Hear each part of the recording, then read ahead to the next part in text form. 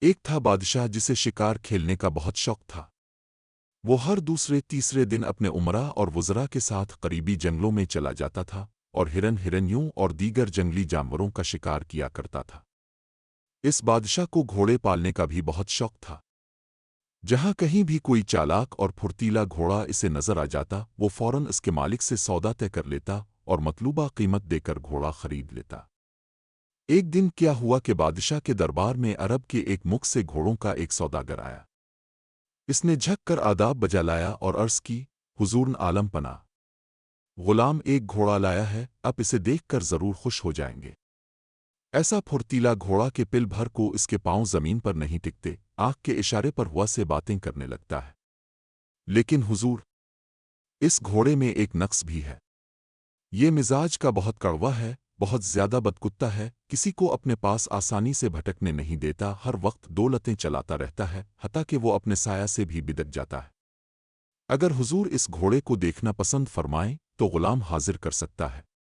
بادشاہ نے عرب سوداگر سے گھوڑے کی تعریف سنی اور ہنس کر کہا، میاں سوداگر، تم بے فکر ہو جاؤ، اپنا گھوڑا لے آؤ۔ ہم نے یہاں بڑے بڑے ٹیڑے گھوڑوں کو سیدھا کر دیا ہے۔ دوسرے دن عرب سوداگر گھوڑا لے کر بادشاہ کی خدمت میں حاضر ہو گیا۔ گھوڑے کو دیکھ کر بادشاہ کی بانچھیں کھل گئیں۔ ایسا خوبصورت اور پھرتیلا گھوڑا بادشاہ نے اپنی عمر میں پہلے کبھی نہیں دیکھا تھا۔ بادشاہ نے خوش ہو کر سوداگر کو انعام سے مالا مال کر دیا اور گھوڑا اپنے ملازم کے حوالے کرتے ہوئے کہا، اس گھوڑے کو شاہی استبل میں لے جاؤ اور اس کے لیے چارے کا انتظام کرو۔ کل ہم اس گھوڑے پر سواری کریں گے اور اپنے امراء اور وزراء کے ساتھ شکار کھیلنے جائیں گے۔ دوسرے دن صبح سویرے پروگرام کے مطابق بادشاہ اپنے نئے گھوڑے پر سوار ہو کر امراء، وزراء اور اپنے سپاہیوں کے ساتھ شکار کھیلنے کے لیے روانہ ہو گیا۔ کچھ دیر تو خیر خیریت سے گزر گئی، لیکن جب بادشاہ ایک شیر کا شکار کر رہا تھا تو اچانک شیر بادشاہ کی طرف لپکا۔ شیر کے لپکنے سے بادشاہ کا عربی گھوڑا اچانک بدک اٹھا اور بادشاہ کو زمین پر پٹک کر سرپٹ ایک طرف کو بھاگ کھڑا ہوا۔ جب بادشاہ کے سپاہی اس کی مدد کو پہنچے، شیر نے بادشاہ پر حملہ کر دیا تھا اور اپنے تیز دانتوں سے اس کی بائیں ٹانگ بری طرح چبا ڈالی۔ بادشاہ کے ساتھی اسے اٹھا کر محل میں لائے اور فوراً شاہی حکیموں اور ویدوں کو بلایا گیا۔ حکیموں اور ویدوں نے علاج شروع کر دیا۔ انہوں نے اپنی طرف سے کوئی کسر نہ اٹھا رکھی، لیکن بادشاہ کی ٹانگ شیر نے اس قدر بری طرح کچل دی تھی کہ وہ ٹھیک نہ ہو سکی۔ آخر کار سب حکیموں اور ویدوں نے یہی فیصلہ کیا کہ بادشاہ کی جان صرف اسی صورت بچ سکتی ہے کہ اس کی ٹانگ کاٹ دی جائے۔ چنانچہ حکیموں اور ویدوں نے ایک آپریشن کر کے بادشاہ سلمت کی ٹانگ کاٹ دی۔ تھوڑے ہی دنوں میں ٹانگ کا زخم بھر گیا اور بادشاہ بالکل صحت یاب ہو گیا، لیکن ایک ٹانگ کٹ جانے سے بادشاہ کو بہت بڑا صدمہ پہنچا۔ اب وہ ہر وقت اداس اور غمگین رہنے لگا۔ اس نے شکار پر جانا بھی چھوڑ دیا تھا۔ ہر وقت مسحری پر خاموش پڑا رہتا۔ بادشاہ کی ایک بہت ہی خوبصورت بیٹی تھی جس کا نام ماجبین تھا۔ وہ اپنے باپ سے بہت محبت کرتی تھی۔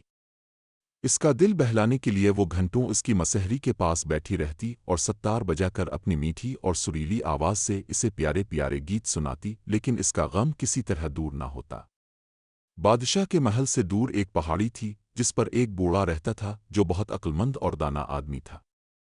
دور دور سے لوگ اس کے پاس آتے اور اپنی مصیبتیں بیان کرتے، اور یہ دانا آدمی ان سب کو مفید مشورے دے کر ان کی ضرورتیں پوری کیا کرتا تھا۔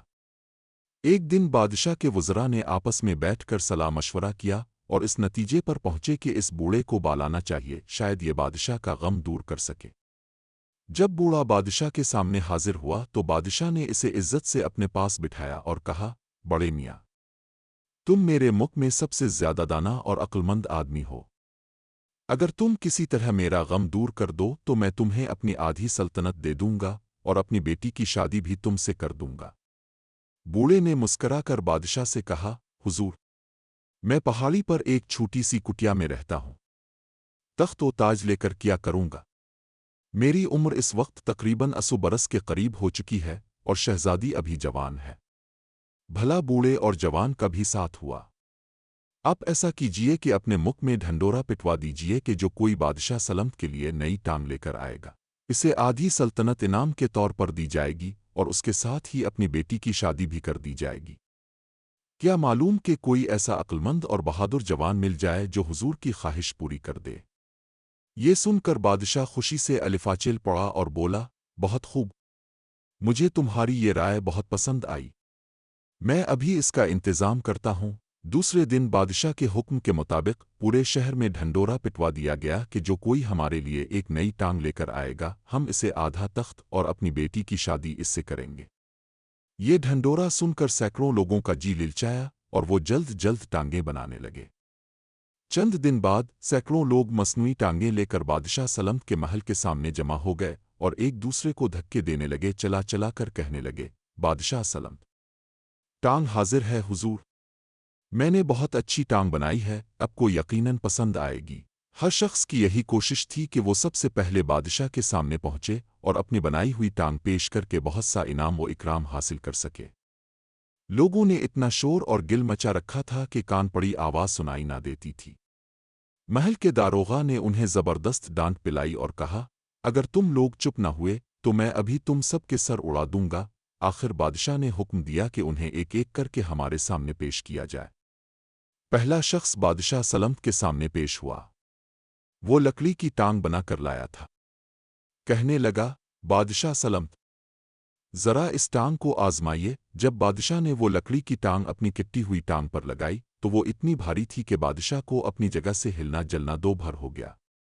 بادشاہ غصے سے آگ بگولا ہو گیا اور اس نے وہی ٹانگ اٹھا کر اس آدمی کے سر پر دے ماری۔ اب دوسرا آدمی حاضر ہوا۔ یہ ٹین کی بنی ہوئی ٹانگ لایا تھا۔ دیکھنے میں تو یہ ٹانگ بہت خوبصورت تھی، لیکن جب بادشاہ نے اسے اپنی کٹی ہوئی ٹانگ کے اوپر لگایا تو وہ وہیں پھنس کر رہ گئی۔ ٹانگ لانے والے آدمی کے چہرے پر آئیوائیں الفاڑنے لگیں اور وہ تھر تھر کانپنے لگا۔ بادشاہ کے امراء اور وزراء نے بہت کوشش کی کہ کسی طرح یہ ٹین کی ٹانگ اتر آئے، لیکن کچھ کامیابی نہ ہوئی۔ آخر لوہار کو بالوایا گیا اور اس نے بادشاہ کو اس مصیبت سے بڑی مشکل سے چھٹکارا دلایا۔ بادشاہ اس تکلیف کے باعث سخت آگ بگولا ہو رہا تھا۔ اس نے حکم دیا، اس بدتمیز آدمی کے گلے میں یہی ٹین کی ٹانگ باندھ کر اسے بطخ والے تالاب میں پھینک دیا جائے۔ اس کے بعد اور بھی بہت سے لوگ ٹانگیں لے کر بادشاہ کی خدمت میں پیش ہوئے۔ ان میں ایسے بھی بے وقوف لوگ شامل تھے جو راوی اور کپڑوں کی ٹانگیں بنا کر لائے تھے اور کئی ایک بانس کی ٹانگیں بھی لائے تھے۔ یہ سلسلہ شام تک جاری رہا۔ گرز طرح طرح کی ٹانگیں بادشاہ سلمت کی خدمت میں پیش کی گئیں، لیکن سب کی سب بیکار تھیں۔ چنانچہ ان ٹانگوں کے لانے والوں کا بہت برا حال ہوا اور انہیں دھکے دے کر محل سے نکال دیا گیا۔ اب بادشاہ پھر اداس اداس رہنے لگا۔ وہ سارا دن غم کی مورت بنا تخت پر بیٹھا کھلا میں گھورتا رہتا، نہ کسی سے بات کرتا، نہ کہیں آتا جاتا، ہر وقت غم میں ڈوبا رہتا۔ محل میں ہر کوئی اداس تھا۔ کئی مہینے بیت گئے مگر اس کے ہونٹوں پر مسکراہٹ نہ آئی۔ شہزادی ماں جبین اپنے باپ کی یہ حالت دیکھ کر ہر وقت روتی رہتی تھی۔ دربار کے حکیموں اور ویدوں نے ایک دوسرے سے کہا، اگر ہمارا بادشاہ سلمت اسی طرح اداس رہا اور غم کھاتا رہا تو تھوڑے ہی دنوں کے بعد مر جائے گا۔ اسی طرح کچھ عرصہ اور گزر گیا۔ ایک دن بادشاہ کے دربار میں ایک بہت خوبصورت نوجوان شہزادہ حاضر ہوا اور بادشاہ سلمت سے ملنے کی خواہش ظاہر کی۔ بادشاہ نے اس نوجوان کو اپنے پاس بالوایا اور آنے کی وجہ دریافت کی۔ اسی وقت بادشاہ کی بیٹی ماں جبین بھی اپنے باپ کے پاس ایک چھوٹے سے خوبصورت تخت پر بیٹھی ہوئی تھی۔ وہ خوبصورت شہزادے کی طرف دیکھ کر مسکرانے لگی۔ شہزادے نے بھی شہزادی کو بڑی محبت بھرے انداز سے دیکھا اور مسکرانے لگا۔ شہزادی شرما گئی۔ شہزادے نے کہا، بادشاہ سلمت، اس غلام کو اب کے دکھ درد کا سب حال معلوم ہے اور میں نے اب کی اداسی اور غم کا راز بھی معلوم کر لیا ہے۔ اب اسی وقت اپنے تمام امراء اور تمام وزراء کو اپنے پاس بالائیں۔ اس وقت میں حضور کی خدمت میں سچ مچ کی ٹانگ پیش کروں گا۔ وہ لکڑی ٹین کپڑے آراوئی کی ایسی واہیات ٹانگ نہیں ہوگی، بلکہ خون اور گوشت کی بنی ہوئی ٹانگ ہوگی۔ بادشاہ سلمت کی آنکھیں شہزادے کی بات سن کر خوشی سے چمک اٹھیں۔ وہ کہنے لگا، اے نوجوان، کیا تم سچ کہتے ہو؟ شہزادے نے کہا، ہاتھ کنگن کو آرسی کیا، کل اسی وقت دربار میں حضور اپنی آنکھوں سے یہ دیکھ لیں گے۔ یہ کہہ کر شہزادے نے بڑے ادب کے ساتھ جھک کر بادشاہ کو سلام کیا اور تیزی سے دربار سے باہر چلا گیا۔ دوسرے دن بادشاہ نے اپنے سب امراء اور تمام وزراء کو دربار میں اکٹھا کر لیا۔ بادشاہ کی بیٹی ماں جبین کل کی طرح آج بھی اس کے پاس ایک چھوٹے سے تخت پر براجمان تھی۔ سب لوگ بہت بے صبری سے اس شہزادے کا انتظار کرنے لگے۔ تھوڑی ہی دیر کے بعد نوجوان شہزادہ دربار میں داخل ہوا۔ اس کے ہاتھ میں ایک لمبا سا لکڑی کا باکس تھا۔ وہ بادشاہ کے تخت کے پاس گھٹنوں کے بل بیٹھ گیا اور کہنے لگا، لیجیے بادشاہ سلم، یہی وہ خون اور گوشت کی بنی ہوئی ٹانگ ہے جس کا کل میں نے اب سے وعدہ کیا تھا۔ یہ کہہ کر اس نے لکڑی کا وہ باکس کھولا اور ایک ہرن کی ٹانگ نکال کر بادشاہ کے سامنے پیش کر دی۔ تمام دربار پر سناٹا چھا گیا۔ امراء اور وزراء کے چہروں پر آئے سسٹم وائیں الفاڑنے لگے۔ بادشاہ کا چہرہ غصے سے سرخ ہو گیا، لیکن پھر اچانک اس کا سارا غصہ اتر گیا اور اس نے زور سے قہقہا لگایا۔ دربار کے لوگ پہلے تو بہت حیران ہوئے، مگر جب انہوں نے بادشاہ کو ہنستے دیکھا تو وہ بھی ہنسنے لگے۔ شہزادی ماں جبین ہنسی کے مارے دوہری ہو رہی تھی۔ بادشاہ نے کہا، اے نوجوان شہزادے، تم نے جس ہوشیاری اور عقلمندی سے میری شرط جیتی ہے، میں اس کی داد دیتا ہوں۔ اب میں کبھی غمگین نہیں رہوں گا۔ کل شہزادی سے تمہاری شادی کر دی جائے گی۔ دوسرے دن شہزادے اور شہزادی ماں جبین کی شادی ہو گئی۔ اس روز بادشاہ نے اپنے سب امراء اور وزراء کی خوب دعوت کی۔ بادشاہ ماں جبین اور شہزادے نے وہ ہرن کی ٹانگ بڑے مزے لے کر کھائی۔ سبق: دوستو، اس انسان کا ہر عضو اللہ تعالیٰ کی طرف سے ایک نعمت ہوتا ہے۔ اگر یہ نعمت چھن جائے تو وہ کبھی دوبارہ واپس نہیں آتی۔ اللہ سے دعا ہے کہ وہ ہم سب کو سلامت رکھے۔ آمین۔